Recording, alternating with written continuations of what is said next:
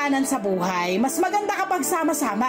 Yan ang ginagawa nila rito sa Barangay Matandang Balara.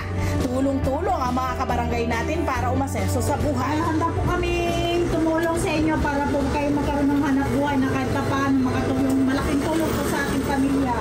Sa pamamagitan niyan ng kanilang livelihood program, ang high-speed sowing at urban farming. Masalamin pa natin ang tungkol sa mga programang ito at paano nito natutulungan ang mga kababaihan at pamilya ng Barangay Matandang Balara. Dito lamang sa Kabarangay Nyo, Love, Tony Pet, and Avril Fang! Kasama natin ang mga naggagandahang miyembro ng ating livelihood program dito sa Barangay Matandang Balara. Narito si Mommy Baby, si Ate Baby, si Ate Tata, at si Ate Eliza. Kaway-kaway! Bati naman po kayo. Bati naman po kayo. Ayan, Ate Tata, bati ka naman po. Bati ho kayo, bati. Magandang umaga po sa inyo lahat po. Dito po kami para ipakita namin kung ano yung mga aming nagawa para sa livelihood ng mga kababaihan. Ipakita po namin kung ano po yung mga taong walang hanap buhay, magkaroon po sila ng pagkakakitaan. Ayan, si Ate Tatay. O, bati ka naman. Si Ate Eliza.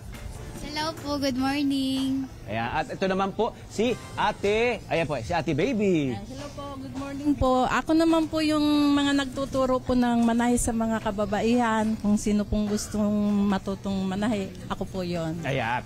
Umpisa natin kay Ate Baby. Ate Baby, ano pa itong livelihood program ng Barangay Matandang Balara na kung saan ay napakarami mga kababaihang bilang miyembro?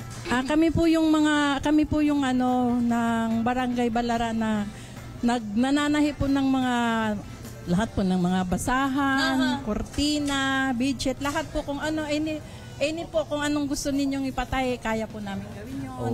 Diba? At nakita mo kanina sa video, yung kanilang mga makina, talagang pang-industrial. At ito, kapag nandito itong batang to, siyempre hindi lang po ito para sa mga nanay, no? Para sa senior. Medyo nakatatanda ng konti, nakatatanda na ate. Ate gusto mo yan, ate? Meron tayong mga kabataan. Mga youth. Oo. Diba? Ilang taon ka lang, Eliza? 18 po. Diba 18? 18. Working student. Yes! Working student siya. Oo. Ano bang kwento ng ating buhay, kabarangay? Pumasok po ako dito sa programa po ng livelihood dahil ano pangalan po ng programa natin? Act Female. Act Female. Act Female sila. Grupo ng mga kababaihan dito sa barangay. Para na din po matuto. Natututo na po, then kumikita pa po. Pangdagdag din po allowance. Gusto mo malaman, allowance. sino yung nagtulak sa'yo to do this? Ikaw ba ay kusa? Nakita mo ba sa mga kababaihan dito na parang, ano ka ba? Yung parang curious ka ba? Ano ba nila doon? Bakit sila may ganon? May experience po kasi ako sa pagtatay ng when I was in grade 11 po. Yun yung sinasabi ko, friend! Mula sa eskwelahan. Nadala niya dito sa barangay yung kanyang interes. At lalo kang nagka-interes. Bakit? Ano po? Kasi po, natututo po, bukod po sa natututo, kumikita. At alam mong pagkakakitaan niya kasi, di ba?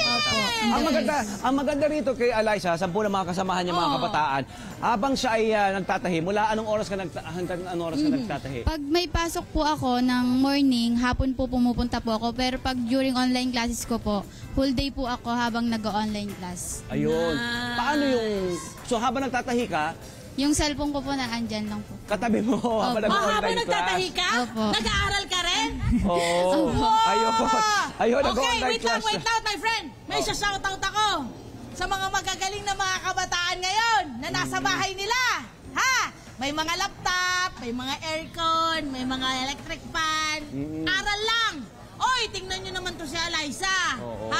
Nagtatrabaho habang nag-aaral. Talagang dapat i-appreciate yung meron kayo. Ito, napakahusay. At hindi ka natakot sa high-speed sewing? Kasi ako, friend, sorry Magpakwento rin tayo sa kanila mga high-speed na yun. Oo nga. Yung mga takot kang madaanan ng yung karay. matahi yung kamay mo, mga daliri mo. Ma'am, ano po ba? Opo, ganun po. Actually po, talagang mararanasan niyo pong matusok ng karay. Yes! Bago kayo matuto. Yes! Kwento naman natin itong high-speed sewing. Ito ay ibang skill, kakaibang skill to. Paano po ito natututuhan? Ayan, Ate Tata. Ay, gano'n nga po, paano natutuhan po. Kung kailangan talaga desidido ka dun sa trabaho na para kumita ka, sipagan mo talaga at para magkaroon ka ng hanap buhay. Dahil hindi yung mahirap yung nasa bahay lang po kayo, nakaupo, walang kita. Kaya katulad namin mga ma'am, nakakatulong din po sa mga anak namin, sa asawa namin. Siyempre po, unang-una po, baon ng mga anak namin o pagkain namin araw-araw at hindi lang kami aasa sa asawa po namin. Kaya yun nga po, malaking tulong po yung aming livelihood dyan sa Area 3 Sitio Payong. Dahil Ilang sa miyembro na po kayo, ate? sa member po ng ACT-Female po sa chapter po namin, 40 po kami. 40 plus na. Marami na. Ito kung alam nyo ba kung gaano sila kahusay, sa loob ng 5 hanggang 8 minuto, 5 to 8 minutes, makakagawa na sila ng kortina. Yes. Yung tote bag, pakita natin, iba natin. Itong mga punda. Ilang yan? minuto to? Eliza, ay ma'am, ilang minuto to? po to, mga 5 lang, 5 minutes. Yabang. 5 minutes lamang. 5 minutes lamang. Bedsheet, kung bedsheet. Bedsheet! Mga 8 po yan. 8 minutes yung bedsheet. Ang husay talaga! Diba? At ito na, marami kayong kliyente. Kamusta yung mga kliyente? Oo. Nag-order po sa Nag-order. So tuloy-tuloy ang trabaho. At ito pa yung nabalitian natin, hindi lang dito sa Luzon, nakakarating na sa iba't ibang lugar ang mga produkto ninyo. Marikina po. Marikina! Meron kaming 4 na store sa Marikina na dinideliveran po namin ng mga basahan. Yan! Pati basahan! Umabot daw sa Masbate, Yes! sa iba't ibang rehiyon sa Pilipinas ang kanilang mga obra. Ito, wait lang. Nabanggit kasi ni ate kanina na yung tungkol dun sa mga babaeng pakaang-kaang lang sa bahay, paupo-upo. Nagigets kita doon, no?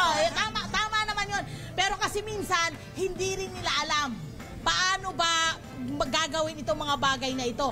Kayo ba ay nagbabahay-bahay at nagsasabi sa mga, ay, sis, baka gusto mo to. Sis.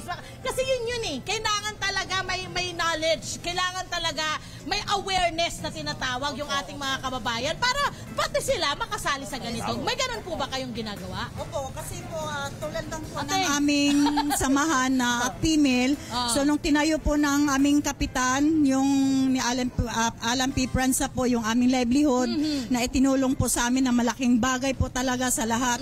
Kaya yung aming samahan na female, yun nga po, nalaman nila na may tahian po doon sa Area 3. So ngayon, nag-training po sila na hindi nila alam kung paano. So ito po yung aming designer po. Kami po ang nagtulong na matuto sila. Katulad po ni Eliza, nung una hindi po sila marunong. Kaya ngayon, ano marunong na sila. May requirement ba? Wala. Para makasama sa inyong activity? Basta masipag. Wala po, basta lang Kaming requirements. welcome po sila kahit hindi marunong magtahi. Yes po.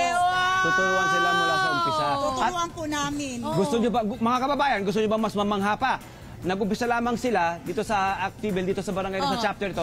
Itong Enero lang, January 22 lang. Yes po. Tapos ngayon, nakikita niyo yung progreso. Yes po. Na pag meron kayong ginagawa, may nangyayari. Yes po. Tsatsagain lang. Yes po. Yan ang sinasabi, pag may tiyaga, may nilaga. Yes! Cliche! May tiyaga, may ilaga, at may kortina. At may punda! Hindi lang yan. Meron din tote bag. May mga bags yes, pa kayo po. binibenta sa Yes, dishwashing. O So yan. lahat, ngayon, sa iniisip nyo, lahat pwede nyong gawin. Pag merong lumapit sa inyong customer at meron silang pinagawa sa inyong ganito, aaralin nyo yun. Yes po. Inaaral nyo at binubuo nyo. Yes po. Meron kami mga may subcon. Mga Subcon. Galit! Okay, eto na. Magkano yung kitaan? Siyempre, di ba? Magkano yung kitaan? Pero, depende sa inyong gawa. Yes po. Commission. Yes po. Ayan. At paano po yung hatian? Yung hatian po. Oo, hatian ba yan or per gawa mo? Per gawa mo eh. Babayaran ka sa gawa mo. Ito po, ma'am. Ma'am. Ito po, bigay namin sa kanila 35 pesos pag nabuo nila.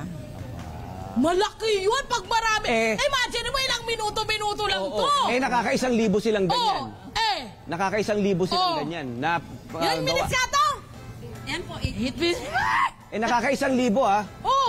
Ang bulto-bulto. Madami-dami Order. to. Oo. 3 oras ka nagtatahi. Ilang minuto yon? Wow! Eliza, message po sa mga gusto sumali. Message sa mga estudyanteng katulad mo. O yan. At mga kababaihan na rin dito sa barangay. Yan. Kung kaya nyo namang gawin, try nyo gawin kahit nag-aaral. Kaya namang pagsabayin yung pag-aaral tsaka po pagtatrabaho. True naman, true naman, true naman. Ma'am, kayo po, anong payo nyo sa ating mga kababaihan? Ito lang po ang masasabi ko sa mga member po ng ACT-Female. Ito po nga, nakikita nyo naman po kung ano pong nagagawa Dito namin. tayo, ma'am. Ayan. So, ito po, kung sino pong gustong magmanahi po, hindi marunong, lumapit lang din po sa aming tahian para po maturuan po namin kayo. Para po magkaroon din po kayo ng Paano po kayo hanap buhay. makakontak saan po? Correct, Sa saan Facebook kayo po ba? kukuha? Mayroon po kaming cellphone number po. Bigay mo na sa amin dito. Sige po. Ipa-flash po natin yung number niyo, pero nasa Facebook din po kayo. Nasa Yes. Facebook din ba? Yes, So, ano pangalan ng Facebook natin? Eliza Martapat. Pero yung pong ACT-Female, ACT-Female. Meron kayong ACT-Female lamang. ACT-Female I-search nyo lamang po sa Facebook, Yan. ACT-Female. Maraming salamat, Palakpakan Ate natin Baby, ang ating Ate mga Tata, kababaihan! and Ate Eliza, mga Mabuhay kababayan kayo! natin. Hi! Sumama sa Profile, mga Kanet 25. This is Love and New Verbo. For more love, to the pet, and everything updates, just click the subscribe button and follow us on our Net25 social media pages at Net25 TV and Net25 Entertainment Facebook. See ya. I love ya.